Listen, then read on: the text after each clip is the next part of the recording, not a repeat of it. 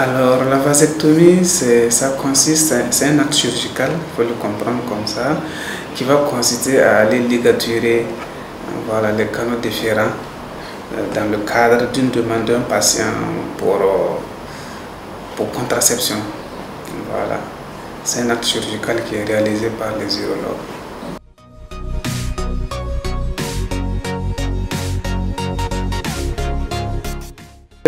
À l'échelle de 3%, voilà, 1 à 3%, parce que c'est pas très demandé, c'est pas trop dans nos habitudes au Burkina pour le moment. C'est beaucoup plus la contraception féminine, mais côté masculine, au-delà des moyens de protection physique comme les condoms, les hommes ne sont pas trop enclins à demander cette vasectomie. Sinon, elle fait partie bien des offres qui sont possibles. Et vous savez que dans la politique sanitaire du Burkina Faso, la contraception est gratuite. Et donc, même l'homme, lorsqu'il opte pour ce type de contraception, c'est un acte qu'il doit bénéficier gratuitement. Voilà. Donc, ça fait partie des offres de soins pour la contraception, à part que peut-être parce que ce n'est pas vulgarisé, ou peut-être parce que c'était des appréhensions, ou peut-être pour des raisons dont nous ignorons, ce n'est pas très demandé.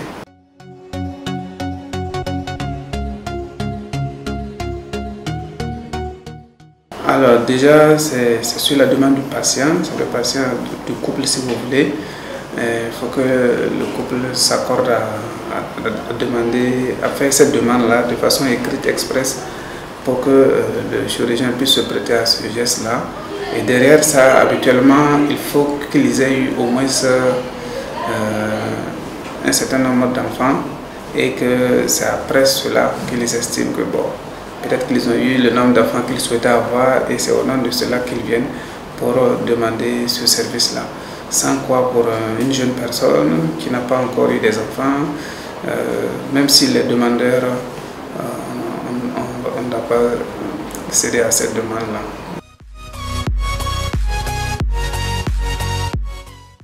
Alors, ce n'est pas définitif. C'est vrai que lorsqu'on on parcourt la littérature, beaucoup de documents vont te dire que ça fait partie des moyens définitifs. Mais en réalité, la contraception, même par définition, c'est la réversibilité qui fait qu'on peut parler de contraception. Donc, parce qu'elle a été, au vu du fait qu'elle est retenue comme un moyen de contraception, déjà on devait suspecter que non, c'est pas réversible. Donc, et effectivement, c'est pas irréversible, je veux dire. Et effectivement, lorsque tu bénéficies de la vasectomie et qu'entre-temps vous décidez, c'est possible encore de faire une chirurgie de reperméabilisation des canaux déférents. Voilà, sauf que c'est de la microchirurgie, c'est une chirurgie qui se fait avec des loupes et tout, qui n'est pas non plus très développée chez nous, mais c'est possible, l'offre est là. Et lorsqu'on reperméabilise, il y a encore la possibilité. Il y a encore la possibilité pour ce même homme de refaire des enfants. Voilà.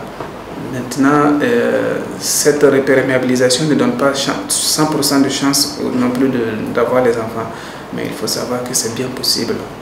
C'est bien possible.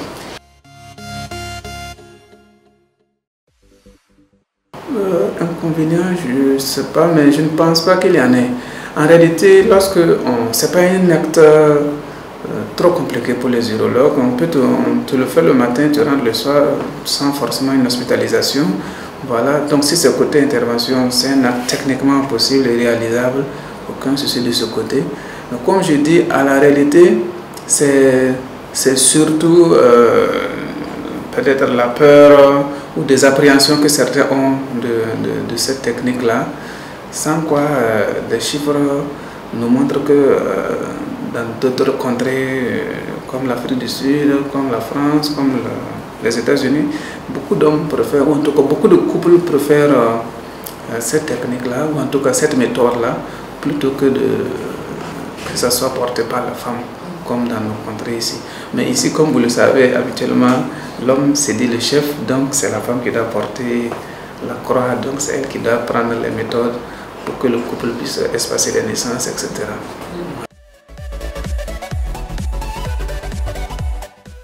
Dans la théorie, non. La vasectomie, comme moyen de contraception, c'est juste pour empêcher que les spermatozoïdes ne puissent plus suivre le parcours normal pour aller créer une possibilité de grossesse. Mais sans quoi, tu restes un garçon, comme tout le monde, tu as toujours tes testicules en place et c'est eux qui sont à l'origine de ton libido et tout.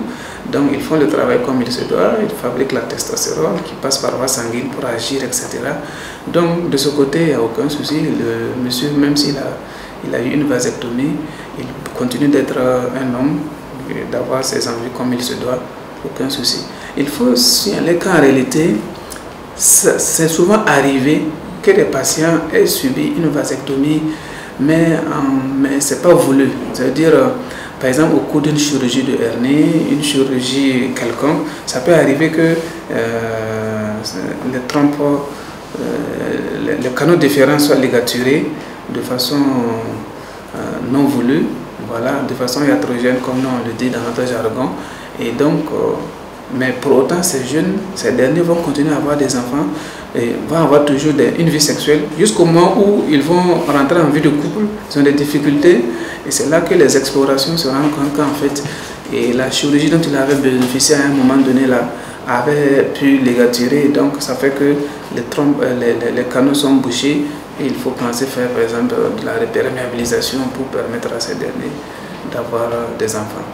Donc sinon, ça peut arriver que de façon iatrogène on ait eu ça.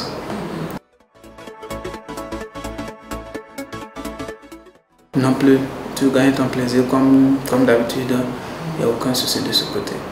Comme je le dis, c'est juste le canal qu'on attrape, qu'on ligature ou qu'on sectionne, mais ça n'agit pas sur les autres paramètres de la sexualité. Voilà.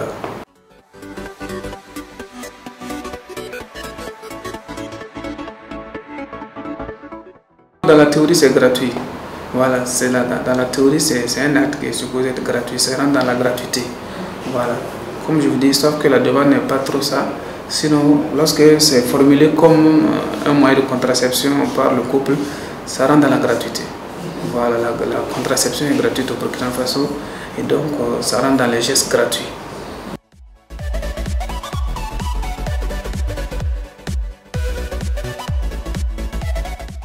Alors, comme je dis, bon, chaque patient est un cas, chaque patient est un cas en fonction des situations.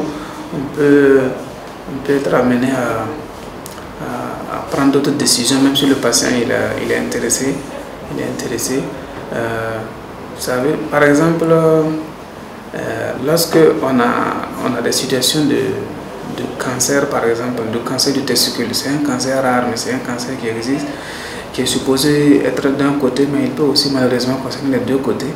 Mais par exemple, une situation pareille, le testicule et ce qui va avec vont être enlevés et le patient n'aura plus ni de possibilité d'envie sexuelle, ni de possibilité de vie reproductive, etc. Et malheureusement, on a déjà eu des situations pareilles. Voilà. Et sans quoi, habituellement, s'il n'y a pas de contre-indication particulière et que le patient le demande et qu'il répond aux conditions, bon, il n'y a pas de raison de ne pas lui donner le service, quoi, lui offrir le service.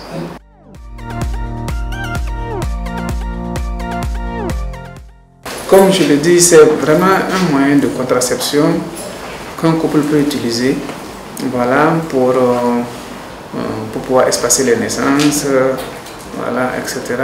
Et donc, pourquoi pas, l'homme ne pourra pas, dans un couple donné, être celui qui va bénéficier de l'acte chirurgical, de sorte à ce qu'il continue d'avoir une vie sexuelle, mais plus de vie reproductive, ou en tout cas lorsqu'ils vont décider encore de reconnecter avec la vie reproductive qui repasse par la chirurgie de réperméabilisation pour que les choses reprennent de plus belle. Donc c'est vraiment un acte gratuit, mais c'est comme je l'ai dit, c'est délibéré, c'est le couple qui vient avec sa demande et c'est disponible. Voilà, donc pourquoi pas. En dehors des considérations religieuses et tout, bien sûr, sinon sur le plan scientifique, c'est un moyen de contraception et il y a la possibilité de réversibilité lorsqu'ils décident encore de reconnecter avec la vie reproductive. Comme je le dis, sauf que c'est une microchirurgie, on l'opère avec des loupes et les chances ne sont plus 100%. Un couple peut décider comme ça de faire porter le chapeau à l'homme. Et puis voilà.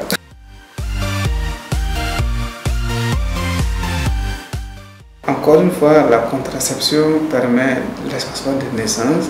Et vous savez que dans la politique sanitaire de Burkina Faso, l'espacement des naissances, c'est quelque chose d'important. Avoir la possibilité de faire le nombre d'enfants, en tout cas qu'on pense pouvoir prendre en charge, éduquer, pour qu'ils réussissent dans la société. Voilà, et donc, parmi ces méthodes, il y en a plusieurs qui concernent la femme, il y en a aussi qui concernent l'homme. Et un couple a bien le droit, en toute âme et conscience, après réflexion, de faire par exemple la vasectomie, et c'est bien de savoir que c'est disponible et gratuit au Burkina Faso.